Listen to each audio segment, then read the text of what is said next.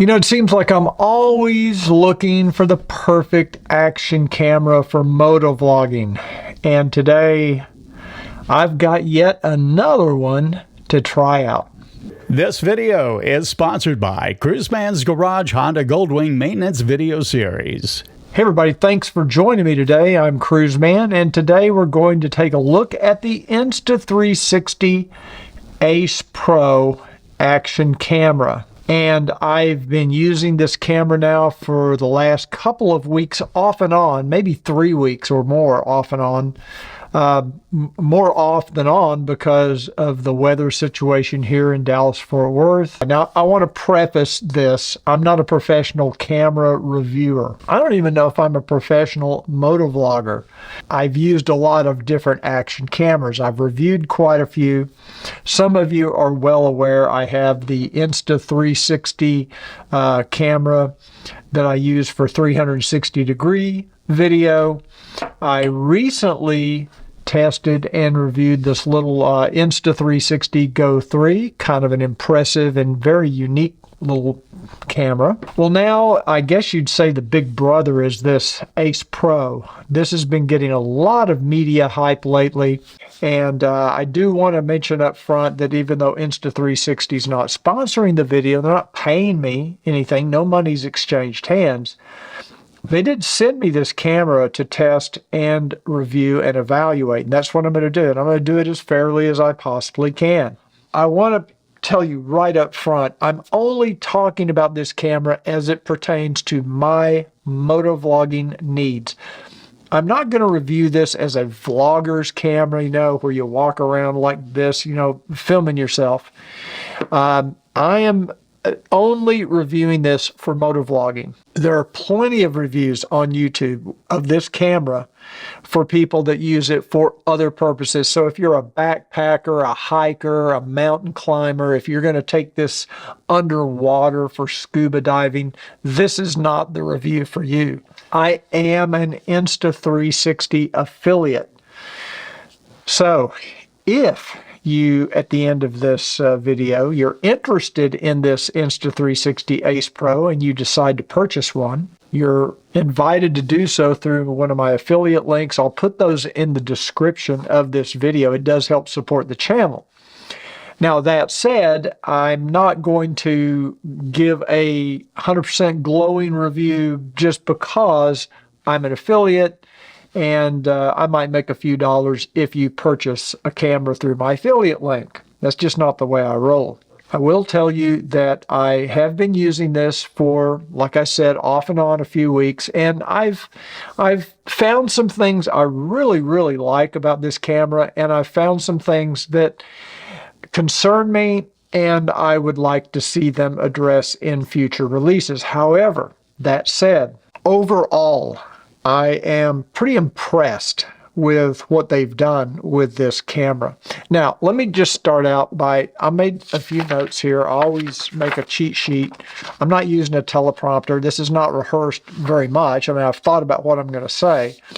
But let me tell you what I think are the highlights of this camera, what kind of set it apart from some of the other action cameras out there. The number one thing is it has a larger sensor than most action cameras. What that means is it's able to not only create 8K video, which we'll talk more about here in a minute, but because it's a larger sensor, it can capture more light.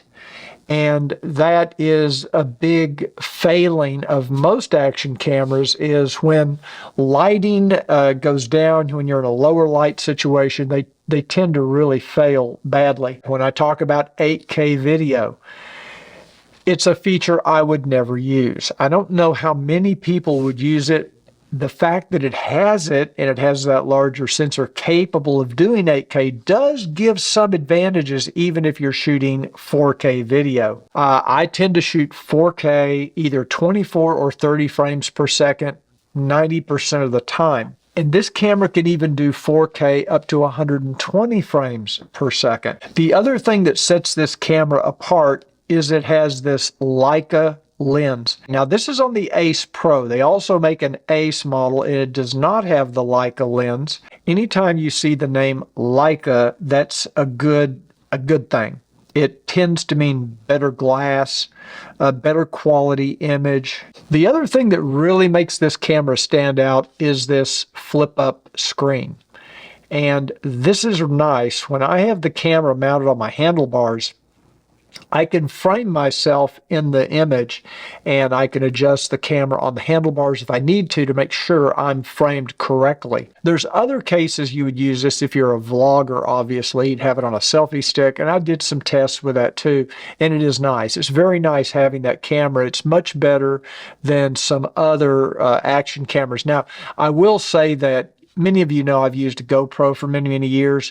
I'm not going to compare this camera to the GoPro today. I will do a separate video where I do some side-by-side comparisons with the GoPro Hero 12. So if you're interested in that type of video, I will be putting one out. So make sure you click that subscribe button down below, and don't forget the notification bell. That way YouTube will let you know when my new videos come out. And it didn't cost anything to subscribe, and it's not like YouTube's going to harass you, but you will get a notification once you go into YouTube that I have a new video, and once that video comes out, you'd be notified. So thank you for that. Also, don't forget to click the like button if you like this video, like the video. It really does help my YouTube rankings. We've talked about the larger sensor. We've talked about the ability to do 8K video, which I said I would never do. But what the 8K video does give you the ability to do is that it has a zoom feature, like a 2x zoom. There's a little icon on the back of the screen, and if you see something you want to zoom in on, you tap that, and it will basically use this.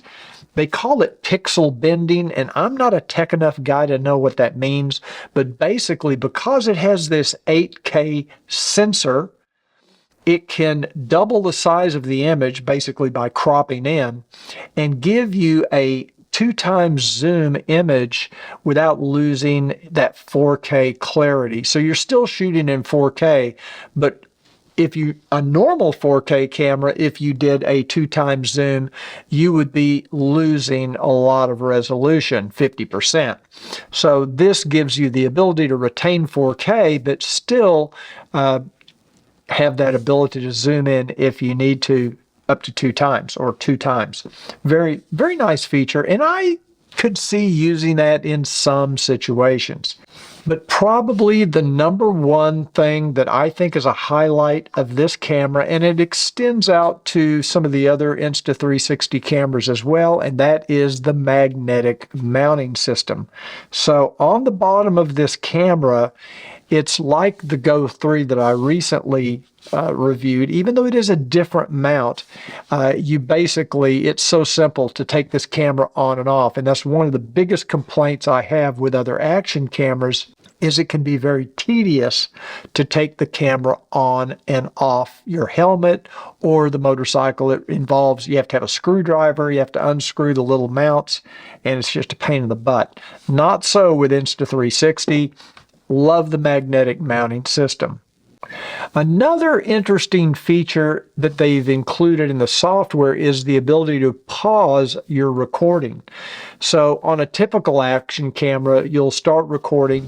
You may record for 4 or 5 minutes, but let's say you come to a stoplight when you're motovlogging. You don't want the camera to sit there and run for 3 or 4 minutes while you're just sitting at a stoplight. And so what you end up doing is you stop the recording, and then you start up a new recording, and now you've got 2 clips you've got to edit. You got 2 different files on your camera, which end up on your hard drive in most cases. This camera has the ability to pause the recording so that when you come to the stoplight, you hit the pause button, and when the light turns green, you want to start recording again, you hit start recording again. It basically extends the exact same clip. So all of your video can be in one long clip. That is a pretty big feature for motovloggers, I think. And so I think that's a big highlight of this camera. Another highlight, something that kind of distinguishes camera from other cameras in this area in the action camera world, is the low light performance. Now, I did test this at night low light performance, some street riding, and was pretty impressed with how it performed compared to other action cameras that I've used. And in my GoPro comparison video, I'll actually show you some side-by-side video of how this camera performs compared to a GoPro Hero 12. I'm not going to include that in this video, but I will say that based on other cameras I've used, this has the best low light performance that I've used. It actually has a video format that you choose for, I think they call it pure video, and that is specifically designed for low light performance, and it's admirable in how it performs low light. The other thing that kind of separates this is some of the software features. It has these AI functions. I'm never going to use those. To me, it feels a little bit like a gimmick. I don't mean that necessarily in a negative way. I think there's a lot of vloggers and a lot of people out there that probably will use that function. As a motovlogger, I'm not going to use it. First of all, I don't do any editing on my phone.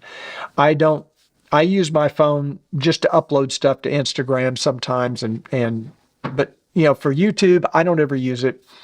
And it does require using their phone app connected to the camera, and you bring the videos into the Insta360 app to use those AI effects or to apply those AI effects. And to me, I just would never do it. So what are some of the things that I'm not crazy about on this camera? Well, first of all, I love the Leica lens, but they've put a lens cover on here. For some reason, it's not removable. You cannot remove this lens cover. So if this cracks or gets scratched or broken, which on an action camera is not unfeasible, then you're in a world of hurt. They do give you a 1-year replacement policy, so you can send the camera back in, but then you're without your camera for however long it takes for them to replace that lens cover. I think in a future version or future release, they should really rethink that. I'm surprised they didn't do it, but making this little lens cover replaceable and where you can just snap it off, snap on a new one in case it breaks, would be a real plus in my book. There's also on the bottom of the camera, there's not a 1/4 20 thread for tripod mount. You have to use a special mount from Insta360, and they do make what they call, I think they call it a universal mount, and it does have that, it has both the little prongs for the traditional action camera mounting system as well as a 1/4 20, but you do have to purchase that extra. I think it's about $35, maybe $39 with tax and shipping and all. And I did order one, and it's very nice. It's very well made, and I really like it. But I think it would have been nice to have the 1/4 20 either built into the camera, or maybe they provide that particular universal mount with the camera. Now, when we're talking about external audio capabilities, this camera has microphones that are okay. They're like any action camera. They're not going to be great under windy conditions. If you're on a motorcycle, you know, it really is not going to be great audio because you're getting a lot of wind noise. Now, there is a wind reduction setting in the software, but it doesn't do a great job, and I've never seen an action camera that does. But they do offer you this little adapter that allows you to connect a microphone, an external microphone. So if I have this mounted on my helmet, I can use my lavalier mic that's mounted on the inside of my helmet. And I did test it with my Purple Panda lavalier mic on the inside of my HJC helmet. And here's what it sounds like. Now, this video, I'm not reviewing the Insta360 Ace Pro.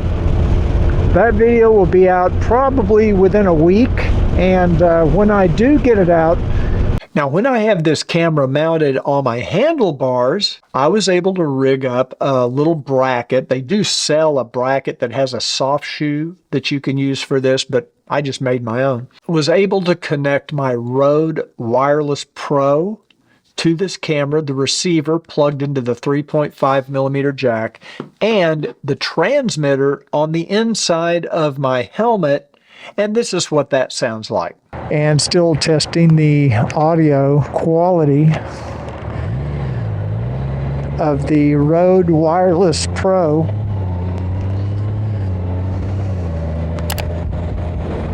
I actually like this setup, being able to motovlog with a wireless mic. It offers a lot of flexibility, gives me a lot of options. I had to close my face shield because it's getting kind of windy. So overall, I'm very pleased with the quality and the functionality of the external microphone. They also give you the ability to set your mic gain for your external mic in the system, which is another plus. Okay, so here's just some general observations about the camera. Battery life, I think, is pretty good, especially for a motovlogger. You're always going to want to have an extra 1 or 2 batteries on hand if you're doing a lot. Like, let's say you're on a road trip, several hour road trip. You're going to want to have a couple of extra batteries charged up and ready to go. That's just, we're just used to that. I did set the camera to record in 4K 30, and I was able to get the battery to last 1 hour and 13 minutes before the camera shut down. I will say that at 4K 30, it was warm, the camera was warm, but I never got any warnings that it was overheating. It never had a problem with heat, and it wasn't uncomfortably warm, but it was warm to the touch, but not bad. I find the menu interface to be good, pretty intuitive. If you've used any action camera before, the Insta360 ecosystem or interface is very similar, and it's also very similar to the other Insta360 cameras I have.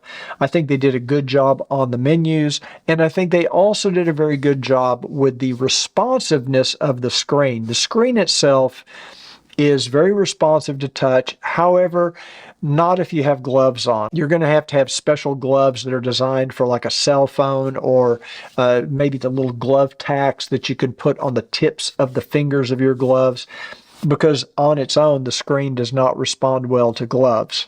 In some of my shots where I had the sun in the frame, I was getting some lens flare.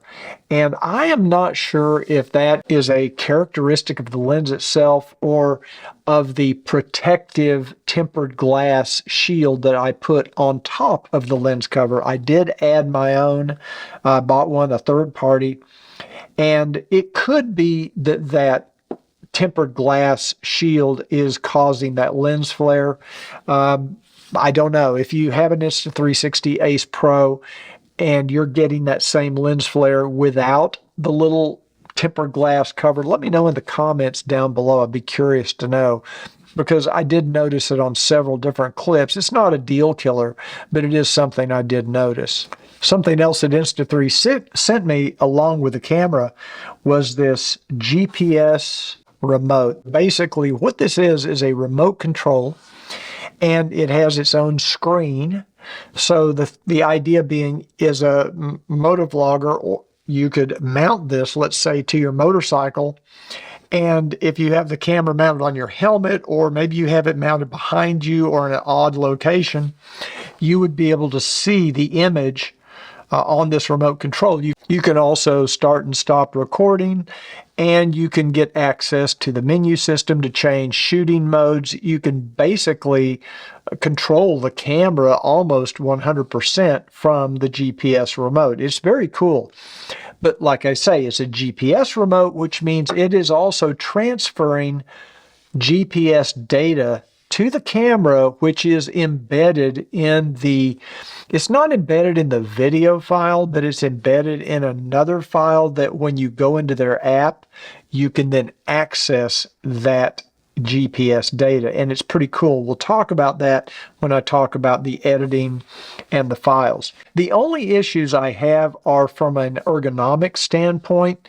The way you wear this, they give you a couple of different things. They give you a wristband that you could wear. You wear it kind of like a watch. It's a little bulky. And if you already have a watch on, you're probably going to have to take it off.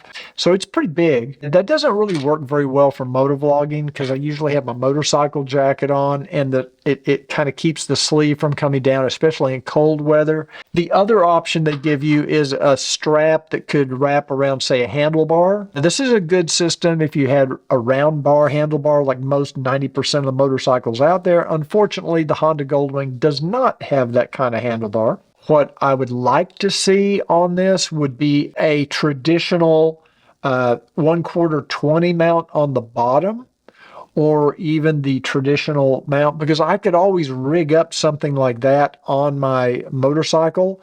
I could set a mount up somewhere to mount this remote.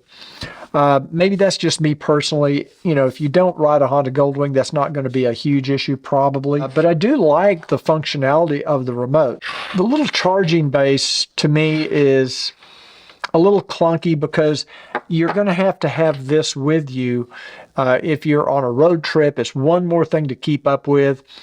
It does not have USB-C. It's the only thing I've got from Insta360 that doesn't use USB-C. I would prefer that even this plug into USB-C and then have a USB-C connector on the charging base. And I don't mind so much having the cradle. I'm just not crazy about having to have a unique cable just for this cradle. I wish it had USB-C to USB-C or just USB-C here. That's a nitpick thing. It is nice the way it works, and it's a pretty cool feature, and I'd highly recommend if you're a motovlogger, you're going to want this GPS remote just because of what it gives you the ability to do in editing with the GPS information. And of course, the ability to monitor what's going on remotely is also great. Even if you are setting up your camera on the side of the road to get a shot of you driving by, you could have this with you and you could frame everything, start and stop recording. That's actually a very, very cool feature. So for my first road test, I decided to mount the Insta360 Ace Pro onto my handlebars. I am using the GPS remote on my wrist. In my first test, I had the camera a little too low. You can see the windshield in the shot, and you'll notice quite a bit of vibration on the windshield. I do have image stabilization turned on standard setting, and as I go through here, I'll raise this camera up so you can see what it looks like without the windshield. The stabilization set to standard is actually fine, at least for a road bike. You'll notice as I go around the turns, the horizon is not locked. However, in this next sequence, I want you to notice when I go around this turn, how the horizon does not change as the bike leans. I find that horizon lock feature to be rock solid, and I'm using it on the 45-degree setting, not the 360-degree setting. One of the shooting modes I can see myself using quite a bit is time shift to speed up boring sorts of sections of rides. It speeds up the video and applies some motion blur to make it look like everything's just zooming past you. Really cool. One of the best features of the Ace Pro is the ability to shoot what they call free-frame video. Now, by shooting in this mode, you get access to the Insta360 Studio app. Here we're inside the Insta360 Studio app. You see I can scrub through the video. And in this particular case, I have applied that horizon lock, that 45-degree horizon lock.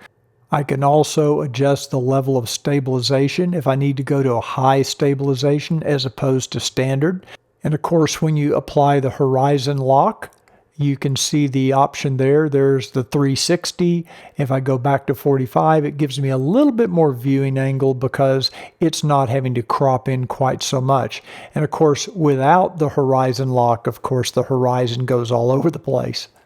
If you recorded your video using the GPS preview remote like I did, you now have access to all this GPS graphical information that can be embedded into your video, such as the speed, the elevation, your GPS coordinates, and even a compass up in the upper left-hand screen.